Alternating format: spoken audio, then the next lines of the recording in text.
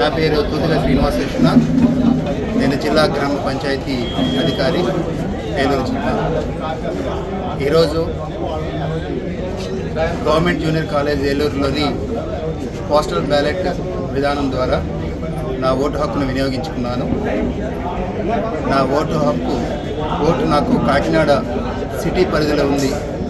కానీ గౌరవ జిల్లా కలెక్టర్ గారు శ్రీ ప్రసన్న వెంకటేష్ గారి ఆదేశాల మేరకు జిల్లా అధికారులు, ఎన్నికల అధికారులు ముఖ్యంగా చాలా మంచి సదుపాయాలు ఈ పోలింగ్ కేంద్రం వద్ద కల్పించారు. వేసవి తాకిడి ఎక్కువగా ఉన్నది దృష్టిలో ఉంచుకొని చలవ పందిళ్ళు కానీ, చల్లటి త్రాగునీరు సదుపాయం కానీ, మజ్జిగ కానీ, స్నాక్స్ కానీ ఇవన్నీ కూడా రిటర్నింగ్ ఆఫీసర్ ముక్కంటి గారి ఆధ్వర్యంలో చాలా బాగా ఈ కేంద్రం వద్ద ఏర్పాటు చేశారు. కుర్చీ సదుపాయం అన్నీ కూడా ముఖ్యంగా బాగా నచ్చింది ఏంటంటే ఎవరికి ఉద్యోగస్తులకు ఎటువంటి సమాచార లోపం లేకుండా హెల్ప్ డెస్క్లు సుమారుగా 6-7 హెల్ప్ డెస్క్లు అరేంజ్ చేశారు.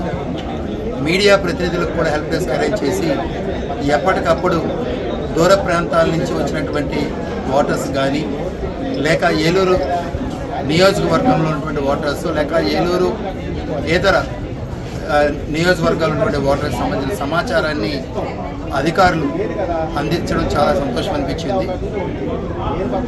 ముఖ్యంగా అధికారుల సమన్వయం చాలా బాగా ఉంది.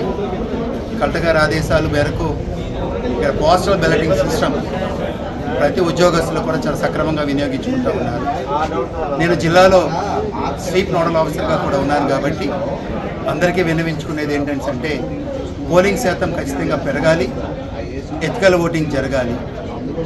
ఇంకా చాలా సాయంత్రం వరకు సమయం ఉంది.